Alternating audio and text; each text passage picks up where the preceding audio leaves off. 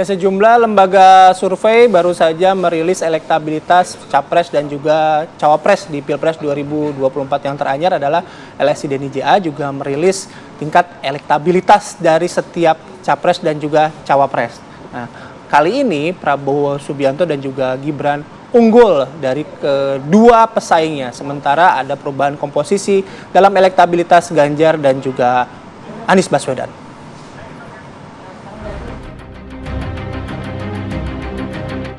Jelang kampanye pemilu Presiden 2024, pertarungan antara ketiga kubu Capres-Cawapres semakin sengit. Berbagai manuver dan perang narasi digencarkan ketiga kubu demi meyakinkan para pemilih. Saling salib elektabilitas pun mulai terlihat sejak Anies Baswedan Muhaimin Iskandar, Prabowo Subianto, Gibran Rakabuming Raka, dan Ganjar Pranowo Mahfud MD resmi mendapat nomor urut untuk Pilpres 2024. Saling salib tersebut terbaca di sejumlah lembaga survei yang dilakukan di antara bulan Oktober dan November 2023. Berdasarkan lembaga survei Populi Center, Prabowo Gibran masih menduduki posisi teratas dengan elektabilitas 53,3%. Sementara nomor urut 2 yang biasanya diduduki pasangan Ganjar Mahfud kini diganti dengan pasangan Anies Muhaimin dengan elektabilitas 27,3%. Saling salib antara pasangan Pilpres juga terbaca dari hasil survei Indonesia Political Opinion atau IPO. Ketiga capres kini bahkan memiliki margin elektabilitas yang tak lagi jauh. Elektabilitas Prabowo menjadi 37,5%, Anies Baswedan 32,7%, dan Ganjar Pranowo 28,3%. Sementara, hasil survei LSI Denny JA menunjukkan meski posisi ketiga pasangan Capres-Cawapres masih di urutan yang sama, elektabilitas ketiganya mengalami penurunan dan kenaikan. LSI Denny JA secara khusus menyoroti kenaikan pemilih Prabowo disebabkan naiknya pemilih milenial. Turunnya elektabilitas Ganjar Pranowo yang cukup drastis disebabkan blundernya kubu Ganjar yang kerap menyerang Jokowi.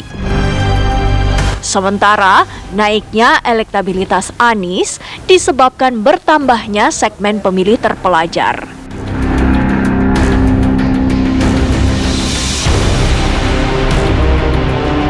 Tim TV One mengabarkan.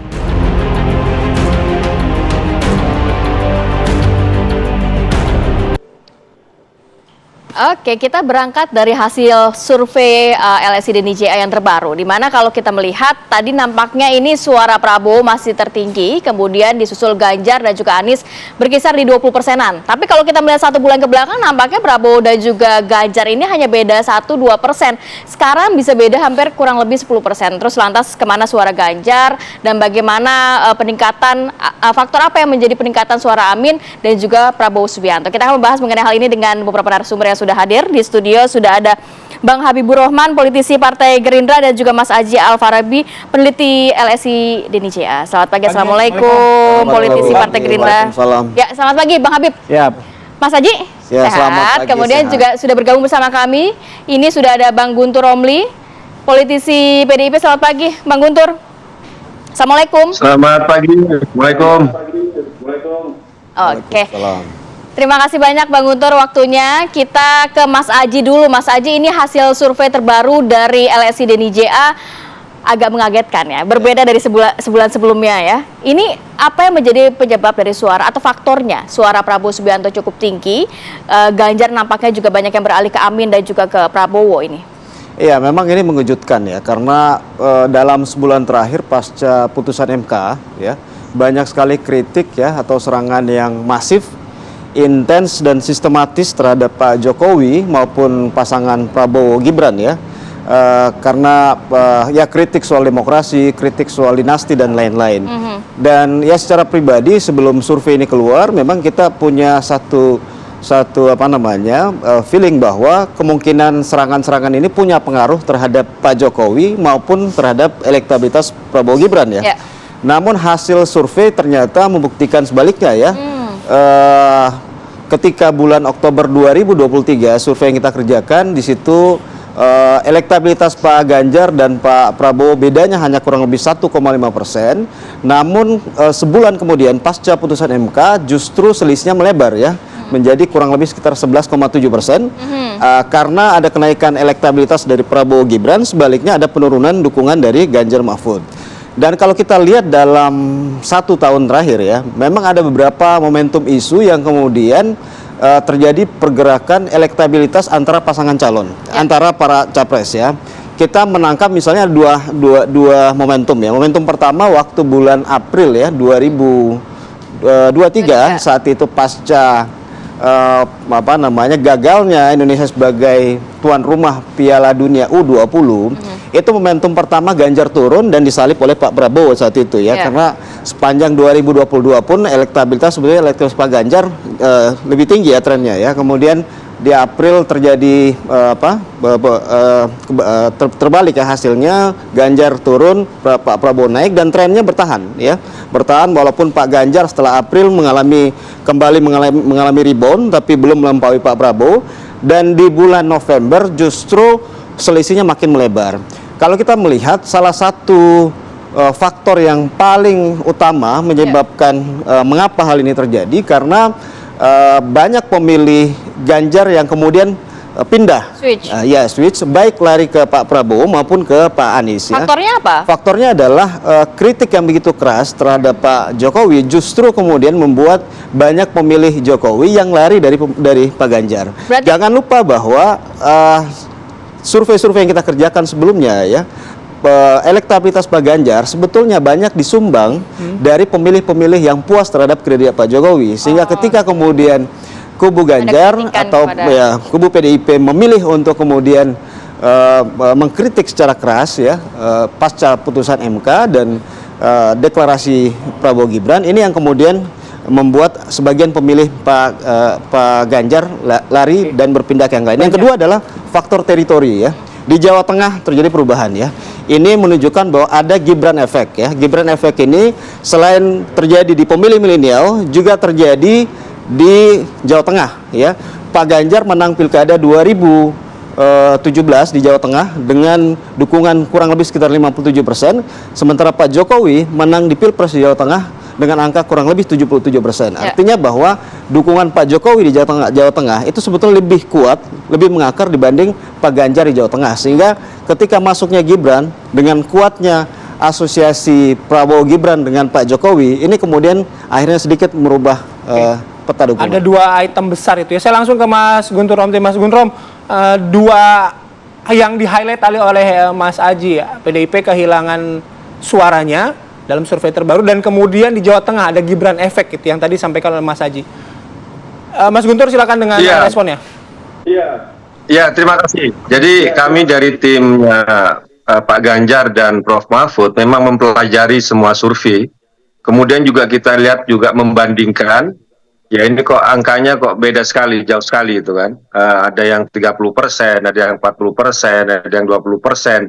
Perbedaan-perbedaan temuan-temuan lembaga survei ini benar-benar kami pelajari, kemudian kami lihat di mana ada kelebihan, di mana juga ada kekurangan. Sekaligus kami juga mewaspadai lembaga-lembaga survei. Kenapa? Karena lembaga survei itu ibarat pisau bermata dua. Satu sisi dia mencari untuk menemukan opini di masyarakat, ya. Tapi sisi yang lain juga bisa membentuk opini yang ada di masyarakat.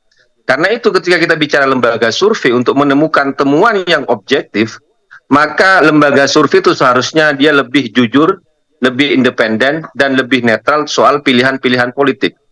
Tetapi kalau kita melihat ada lembaga survei yang nyambi atau plus konsultan politik, ilmuwan politik sekaligus juga menjadi buzzer politik, pengamat politik menjadi buzzer politik, kami juga perlu mempertanyakan soal hasil dari survei tersebut, ya. Dan kita perlu waspada. Bukan saya ingin mencurigai semua lembaga survei atau seperti kata Pak Prabowo zaman dulu bilang bahwa survei tergantung siapa yang bayar. Tidak, kami tidak mengatakan seperti itu. Tapi kami ingin mewaspadai benar-benar lembaga-lembaga survei yang juga menyambi sebagai konsultan politik atau ada tendensi-tendensi untuk dimasukkan pertanyaan-pertanyaan framing kemudian yang bisa membentuk opini. Nah, bagaimana kita tahu lembaga-lembaga survei tersebut? Kita bicara soal track record. Kita bicara sekarang LSI DNJA. Ya, saya mohon maaf sama Mas Aji ini ya, ini teman saya. Tapi kita harus bicara soal track record. Lembaga survei LSI DNJA sebagai juga adalah konsultan politik. Pada 2014, 2013, LSI DNJA itu memberikan laporan survei, Golkar itu tinggi suaranya, 22, berapa persen lebih, ya kan? Kemudian juga di waktu itu juga potensi Abu Rizal Bakri sebagai capres, ada surveinya. Mudah sekali kita baca jejak digital 2014, ya. Ternyata hasilnya 2014 pemilu Golkar hanya dapat 14%. Kemudian dicari, oh ternyata Mas Denny J.A. dan lembaga survei Denny J.A. adalah konsultannya Golkar. Nah, kita buka aja seperti ini ya, untuk melihat bahwa di mana kita juga bisa mempertanyakan netralitas sebuah lembaga survei. Nah, kalau kita mau bandingkan juga antara pemilu 2024 dan pemilu 2014 itu ada kemiripan. 2014 itu ada besannya presiden, ya juga calon. Kemudian 2024 itu adalah anaknya presiden. Nah, ketika kita melihat bahwa ada isu-isu yang kemudian dibentuk atas nama lembaga survei, misalnya, saya ingin mempertanyakan, kenapa ada pertanyaan soal film bokep di surveinya LSI DNJA? Sebuah jawaban yang sebenarnya muncul dari Mas Ganjar, dan itu ya jawaban yang saya lihat main-main sebenarnya, tapi dianggap sebagai serius pertanyaan di lembaga survei di LSI DNJA. Mas Guntur, pertanyaannya boleh kita lanjut nggak? Kita harus break dulu nih Mas ya. Kita lanjut lagi ya, bentar lagi ya. Kita lanjut lagi ya. Oke, kami akan kembali saat lagi. Siap.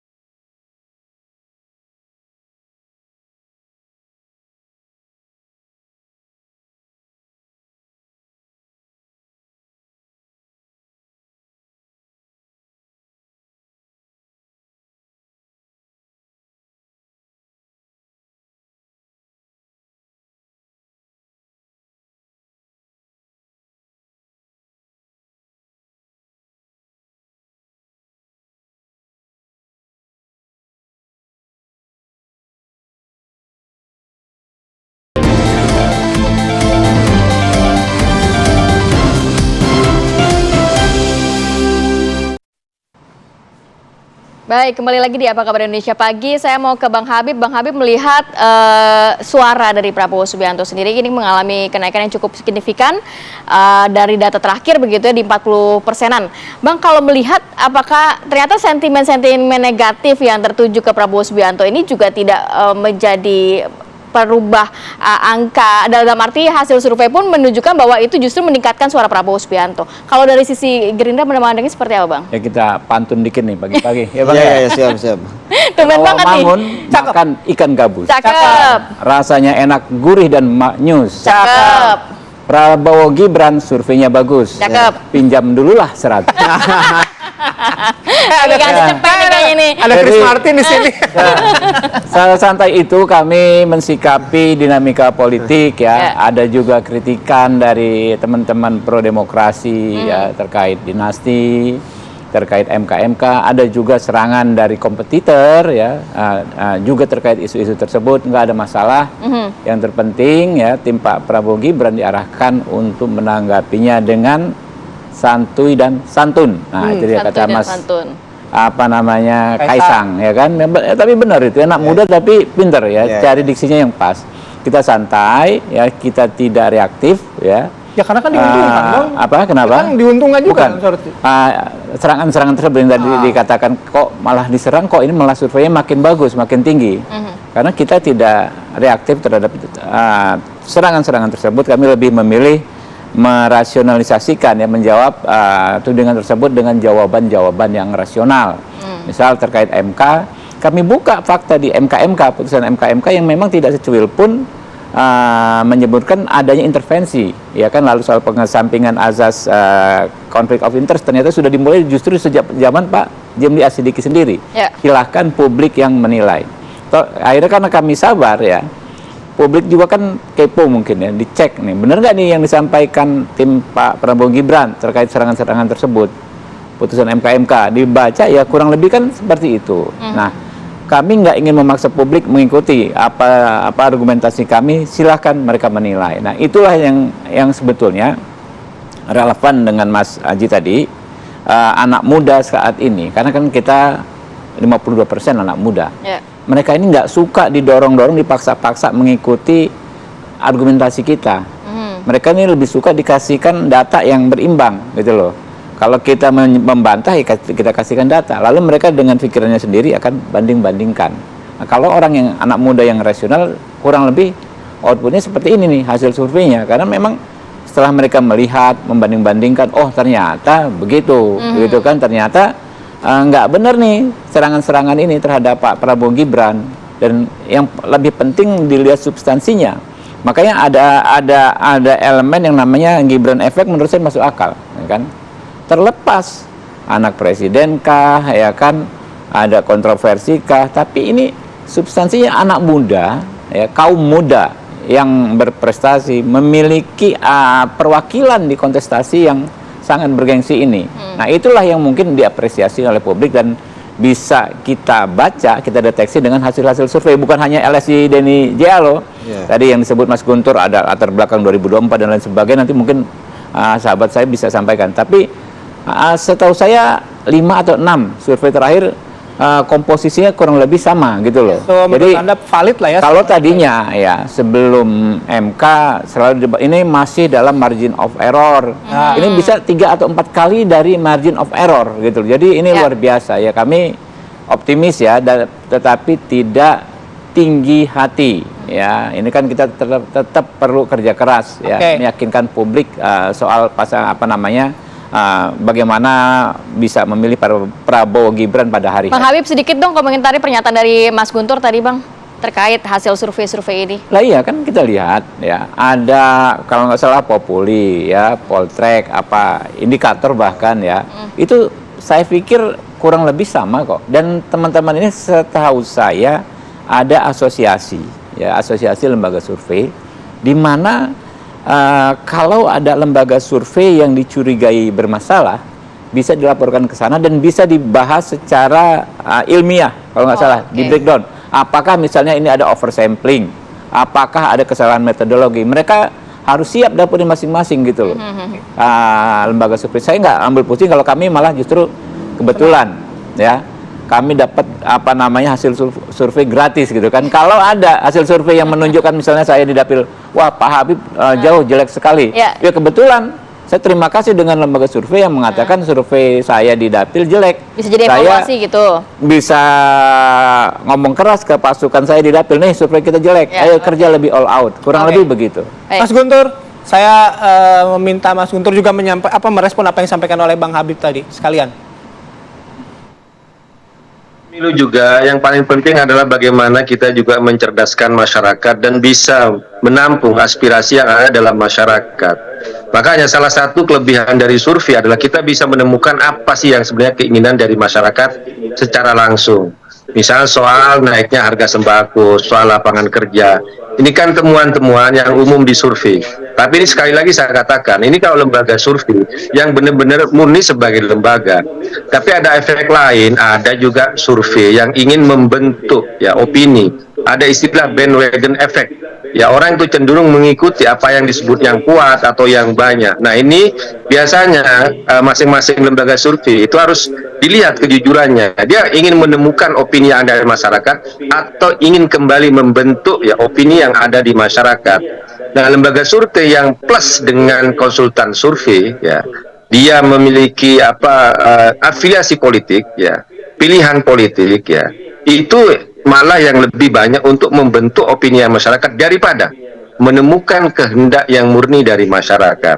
Contoh saya sebutkan Mas tadi Guntur, tapi ini kan hasil 2014 survei dari Presiden beberapa JA. lembaga survei kurang lebih hasilnya sama Mas Guntur. Dalam arti tidak hanya LSI dan IJA, tapi kalau kita tampilkan Enggak. beberapa lembaga survei terakhir juga begitu kurang lebih sama.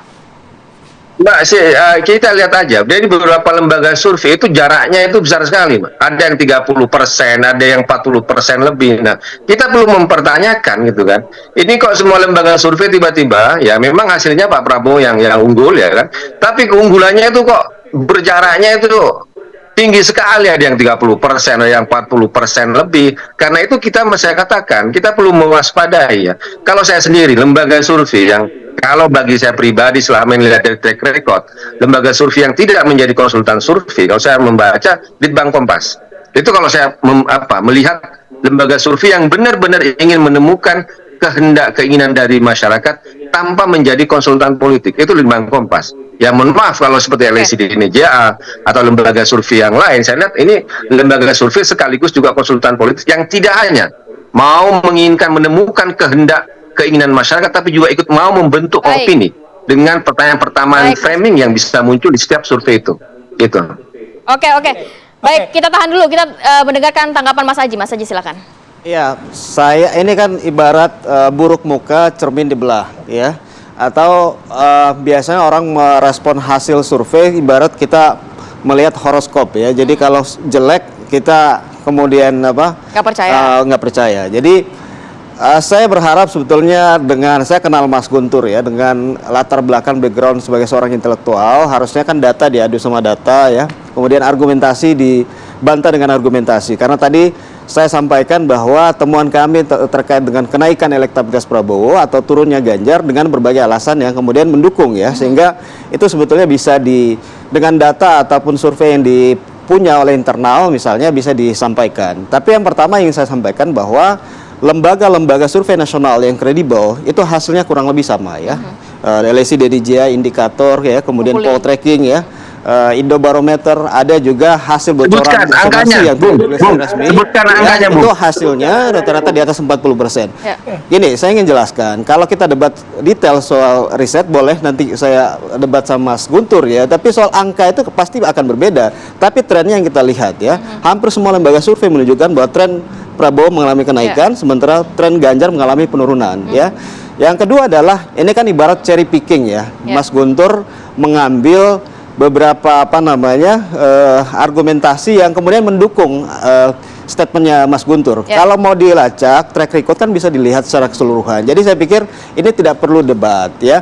Yang ingin saya sampaikan ke Mas Guntur dan ke publik bahwa ada satu fenomena yang paradoks ya. Saya secara personal, kita sebagai kelompok terpelajar ya, mungkin ketika kemudian pasca putusan MK kemarin, ada situasi yang kemudian kita melihat bahwa mungkin ada pengaruh dari isu-isu yang berkembang. Karena serangannya begitu masif, kritik di media sosial kita melihat terkait isu dinasti, isu demokrasi, segala macam ya. Kita juga melihat ada posisi yang kemudian akan berpengaruh terhadap approval rating Pak Jokowi maupun terhadap elektabilitas Pak Prabowo. Tapi justru sebaliknya berbeda. Karena apa? Jangan lupa bahwa populasi kelompok pemilih terpelajar itu kurang lebih hanya 10-15%. Sementara hampir 70-75% adalah pemilih kelas menengah bawah. Inilah yang kemudian merubah elektoral kita ya. Kita lihat approval rating Pak Jokowi justru mengalami kenaikan dari bulan Oktober ke bulan November ya. Kemudian elektabilitas Pak Prabowo Gibran mengalami penurunan memang di kelompok kelas terpelajar, namun di kelas bawah justru mengalami kenaikan. Ini yang kemudian saya pikir harus menjadi argumentasi, harus menjadi perdebatan kita, apalagi Mas Guntur yang backgroundnya sebagai seorang intelektual. Ada argumentasi tadi Mas Aji. Nanti juga kita jeda dulu ya. Nanti saya balik lagi ke Mas Guntur soal argumentasi, kita bahas lebih lanjut sesaat lagi di Apa Kabar Indonesia Pagi. Ya, kembali di Apa Kabar Indonesia Pagi, kita lanjutkan kembali perbincangan soal argumentasi. Mas Aji tadi sudah menjelaskan. Kita langsung ke Mas Guntur Romli. Mas, dengan argumentasi yang tadi sudah disampaikan oleh Mas Aji, apa dasar-dasar misalnya Mas Guntur juga masih mempertanyakan soal survei itu? Ya, kami menegaskan seperti ini, Mas. Jadi kalau sebuah lembaga survei yang kami percaya ya, tidak menyambi sebagai konsultan politik, kalau menyebutkan atau menemukan dari pilihan politik kami itu kalah, kami itu harus evaluasi. Tapi kalau ada lembaga survei yang juga nyambi konsultan politik yang tujuannya juga untuk membentuk opini masyarakat, kami juga harus kritik. Jadi kita harus jujur. Nah, saya sampaikan tadi bahwa ini soal track record, ya, soal rekam jejak. LSI Denija itu bisa dipercaya quick count-nya saja, ya. Kalau dia ya surveinya Mas Guntur, boleh kita masuk ke dalam substansi dari tema dialog, Mas Guntur. Begini, tadi Mas Aji sudah menyatakan bahwa suara pemilih dari Ganjar ini ada yang lari ke Prabowo, ada lari ke Anies Baswedan. Dalam arti pemilih segmentasi yang terpelajar, yang termakan isu ini. Tapi di sisi lain cukup banyak segmentasi masyarakat yang tidak mengambil pusing mengenai isu-isu yang beredar belakangan, sehingga suara Prabowo Subianto ini mengalami kenaikan cukup signifikan. Kalau berbicara mengenai hal itu, mungkin Mas Guntur boleh menanggapinya. Jadi gini, ini kan obrolan, temanya itu kan dari temuan LSI-nya DNIJA. Nah, saya juga kan ikut mengkritik ya soal kualitas, soal rekam jejak dari LSI DNIJA. Sekaligus juga framing pertanyaan yang muncul. Misalnya sebutkan tadi itu, ada pertanyaan tentang Ganjar dengan film bokep. Apa relevansinya hal itu? Ini kan hal privat. Misalnya, apakah nanti pertanyaan LSID-nya, misalnya, apakah Pak Prabowo terlibat dengan penculikan aktivis, dengan dipecat dari TNI, tidak punya ibu negara? Saya yakin, pasti Mas Habib itu akan protes. Kok pertanyaannya seperti itu? Nah, framing pertanyaan dari lembaga survei yang nyambi konsultan politik, ini yang menurut saya, ini berbahaya, karena itu membentuk opini di masyarakat. Tahan dulu Mas Guntur. Ya, oke. Ada pertanyaan framing, itu ya standing point. Ya, tadi yang dibilang pertanyaan film bokep itu yang mana, survei yang mana gitu loh. Kan yang kemarin kita rilis kan nggak ada. Jadi coba secara jelas. Yang kedua, kalau Mas Guntur ingin bicara soal track record dan yang lain-lain, itu yang saya sampaikan tadi. Tolonglah membangun argumentasi secara fair. Kalau saya lihat ini kan cherry picking ya, mengambil beberapa track record yang kemudian hanya memperkuat argumentasi Mas Guntur. Jadi kalau mau lihat track record kita secara keseluruhan, itu kan bisa gampang saja. Saya pikir publik bisa search Google, semua ada track recordnya. Jadi saya pikir janganlah kita debat dari sisi itu. Ya, saya pikir ini kan satu temuan yang juga penting bagi semua pihak. Kalau Mas Guntur menuduh bahwa konsultan politik dan lain-lain, kan nggak ada buktinya juga bahwa kita sebagai konsultan politik dalam Pilpres. Kalau sebagai lembaga survei, ya kami juga punya hubungan dengan hampir semua partai, bahkan dengan PDIP sendiri ya. Dulu kita survei Ganjar nomor 1 nggak ada kritik ya, sejak tahun 2022. Jadi saya pikir tolonglah bangunlah argumentasi secara fair, lihat track record secara keseluruhan, sehingga fokus saja kita pada apa yang kemudian menjadi temuan survei. Kalau ada temuan survei dari Mas Guntur, tolong disampaikan argumentasinya apa. Misalnya kemarin kan ada juga temuan survei yang menyatakan bahwa Mas Ganjar masih di atas. Kan bisa disampaikan apa argumentasinya, sehingga kita bisa berdebat secara fair, bisa berdebat secara lebih intelektual. Baik. Mas Habib, ke Mas Habib dulu ya, ke Bang Habib dulu ya. Kita kembali lagi kepada tema dialog kita mengenai hasil survei temuan LSI dan juga beberapa lembaga survei lainnya. Mungkin catatan dari Gerindra dan juga Prabowo Subianto seperti apa, Bang? Ya, kalau nggak salah ya, saya baca beberapa detailing dari temuan LSI ini, ternyata serangan-serangan terhadap Mas Gibran terutama ya, justru semakin meningkatkan elektabilitasnya.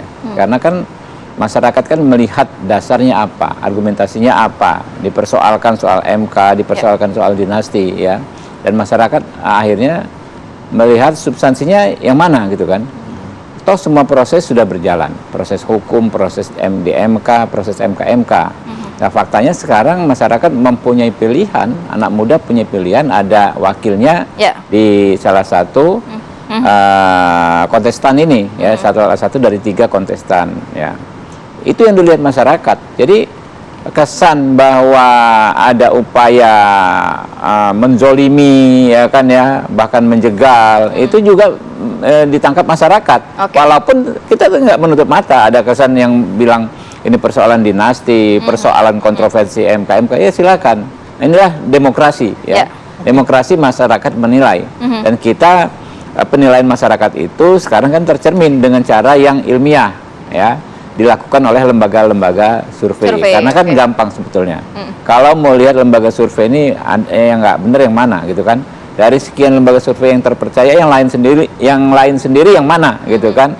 Kalau yang lain sendiri yang mana, biasanya di antara mereka itu kumpul ya kan.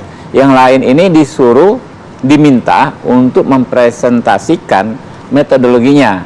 Itu tadi mungkin ada oversampling ya kan, mungkin ada penentuan sampling yang tidak pas. Itu bisa secara ilmiah juga ditemukan. Jadi siapapun ya yang misalnya kurang nyaman dengan rilis dari lembaga survei sebetulnya bisa menepuk situ. Kalau nggak salah masyarakat juga bisa melaporkan ke asosiasi. Tapi kalau kami Partai Gerindra, kami nggak mau sejauh itu buang energi. Kami nikmati saja. Ada yang bilang survei kami nggak bagus, ya nggak masalah. Kita cek nggak bagusnya di mana. Jadi cermin bagi kita ya untuk melakukan perbaikan ke depan. Oke, mungkin satu lagi ya ke Mas Guntur. Mas Guntur gini, tanpa kita berdebat soal lembaga survei tadi, tapi dari temuan ya soal Pak Ganjar, elektabilitas dan kemudian ada Gibran efek yang ada di wilayah Jawa Tengah. Bagaimana Anda menanggapi itu? Jadi gini, tadi Mas Aji ini saya mau cerita soal kejujuran. Dia membantah soal bokep ditemuan di LSI Denijala. Ini ada berita FIFA Koid ya, Koid di tanggal 20 November di Senin. LSI Denijala, pengakuan suka nonton video porno bikin elektabilitas Ganjar merosot. Siapa yang ngomong? Haji Farabi. Tadi membantah. Kemarin dia cerita soal itu. Jadi kita bicara soal kejujuran. Siapa yang nggak jujur sekarang gitu loh. Kemudian kalau memang ada soal film bokep, kenapa ditanyakan soal penculikan aktivis kepada Pak Prabowo, soal pelanggaran HAM, soal dipecat dari TNI. Kenapa hanya pertanyaan-pertanyaan yang menyerang Mas Ganjar yang ditemukan yang dibawa oleh LSI Indonesia? Itu yang kita sebut dengan soal gini, Mas, keadilan. Ya, itu. Baik. Mas Guntur berarti seluruhnya tidak seluruhnya mempercayai begitu ya pada hasil survei. Ya, kita mau waspada, bukan tidak percaya lembaga survei, kita waspada. Mana lembaga survei dan konsultan politik itu. Poinnya sudah kita tangkap, Mas Guntur. Terima kasih banyak atas informasinya, Mas Aji dan juga Bang Habib sudah hadir pada pagi hari. Sehat selalu, assalamualaikum. Pastinya kan ini juga belum masuk masa kampanye. Nantinya akan ada program-program yang juga disajikan oleh para paslon yang juga pastinya mempengaruhi nantinya elektabilitas dari masing-masing paslon. Nanti kita undang lagi ya, Bang Habib, Mas Aji, Mas Guntur. Nanti kita undang lagi. Kita bikin pemilunya ceria dan damai ya. Bisa tiap hari. Siap. Oke, kami jeda ya. Nanti kami kembali dengan informasi dari Gaza Palestina mengenai nasib rumah sakit Indonesia yang terus dibombardir oleh Zionis Israel. Sesaat lagi.